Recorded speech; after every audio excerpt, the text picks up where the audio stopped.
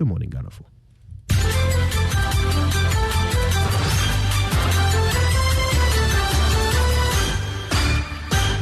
Welcome to Joy News at 6.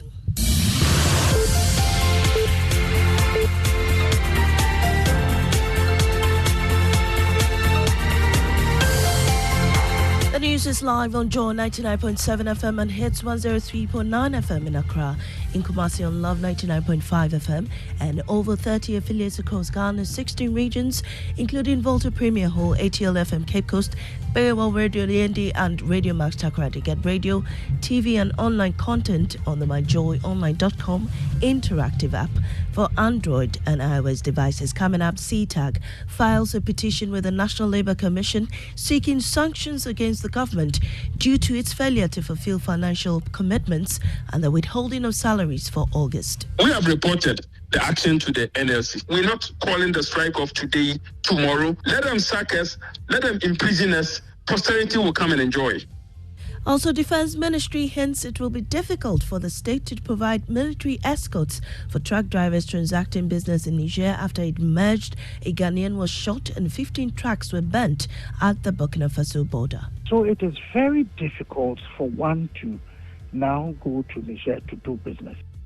In business, global oil prices are expected to stabilize around $84 a barrel for the rest of the year. We'll tell you what it means for developing economies like Ghana on the Joy Business Report.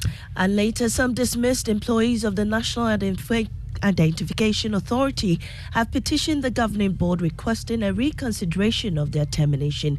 They deny allegations of office misconduct for personal financial gain. Early. I must put on record that I never instituted that early working hours for my personal gain. These and more coming up shortly. Please stay tuned.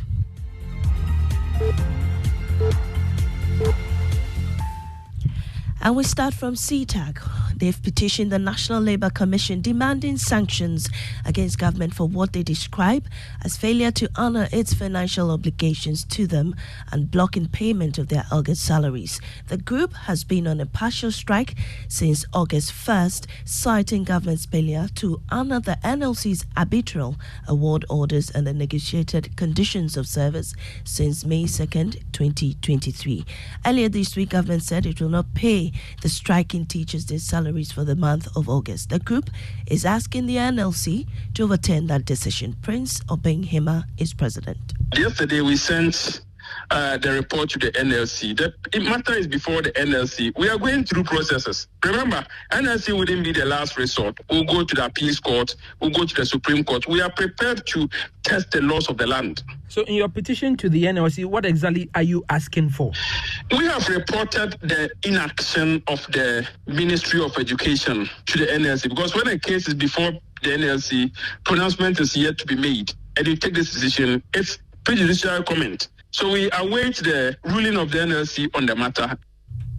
Prince says the group is also unfazed by the decision of government. I think we got pushed to our limits. We simply got pushed. That is why morally, they have no right. You cannot simply do this. And we are also saying that legally, they have no right, absolutely no right to take that decision. So we are saying that this wouldn't coerce us into submission. This would rather bolden us into action. We are not bad enough. We're not calling the strike of today, tomorrow. Let them sack us.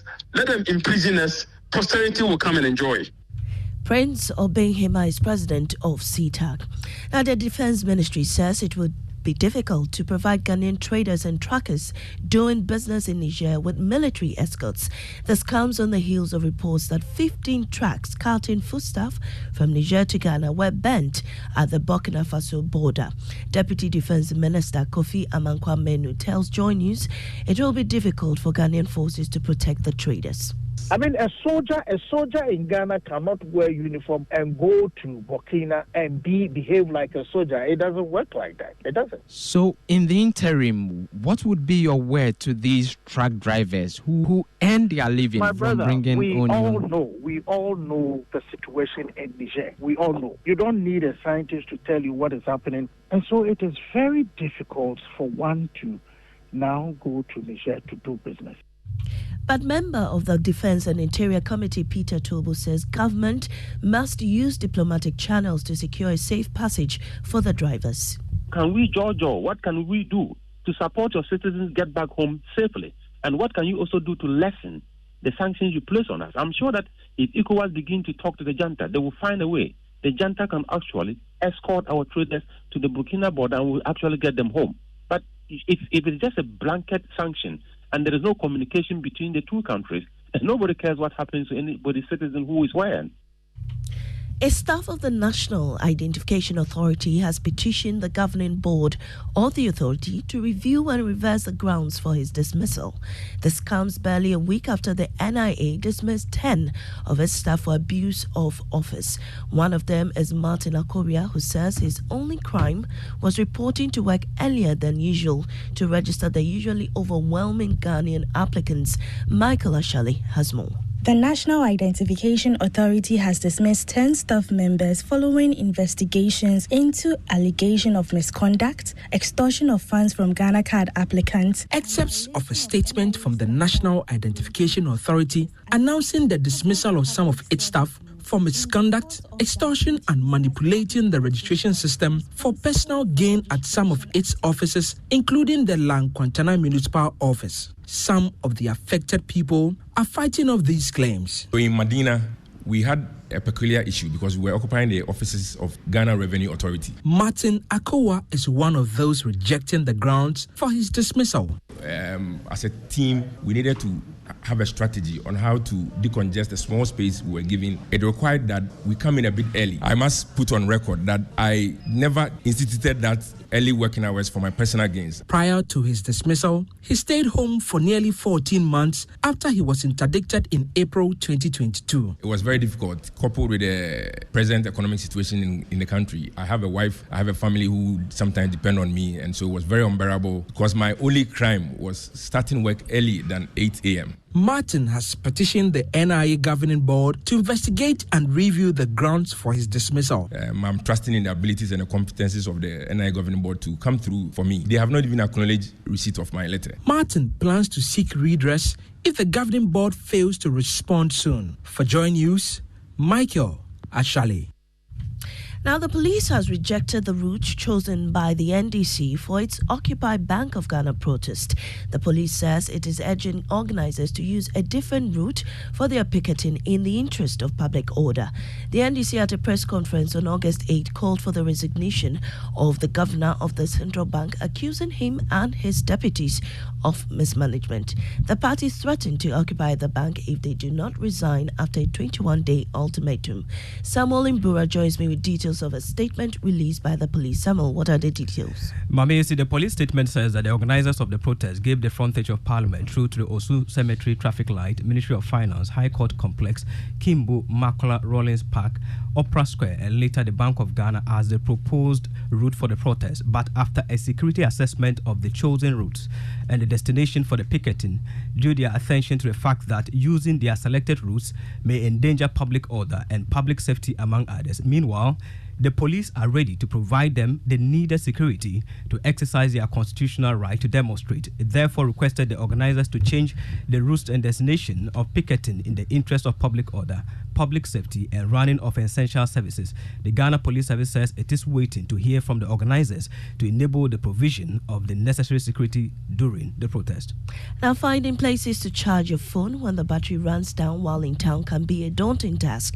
But what if there's a charging station where a 50 peso coin can give you 30 minutes of charging time? Sunyani Technical University students have come up with such an innovation.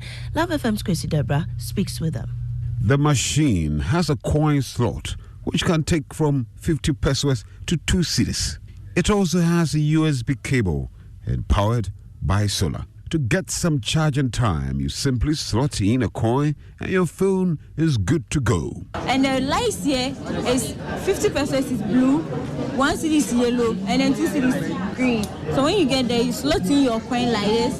The coin has entered, so it gives you the number, the minute you should charge.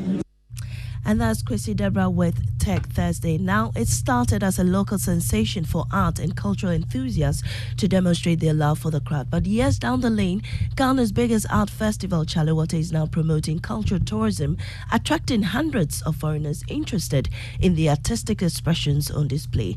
Join News, Jackie and Sumaya Boy explores more.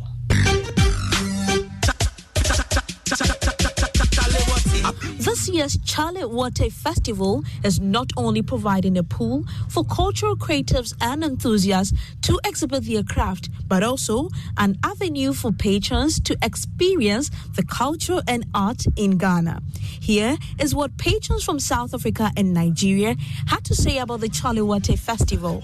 Because this is one of the biggest festivals of its kind in all of West Africa, so we couldn't, wait to come and experience it in person. Okay, I'm looking forward to see art, music, culture, all of that, all the beautiful things. What do they even think about Ghana? Gosh, jollof rice? I'm joking. And there's more happening today at the Chale Wote Festival. Please make a point to be there. That's it for the bulletin. In our top story, CETAG files a petition with the National Labour Commission seeking sanctions against the government due to its failure to fulfill financial commitments and the withholding of salaries for August. I'm Amia Sinyamche Thompson. Business is next on the Super Morning Show.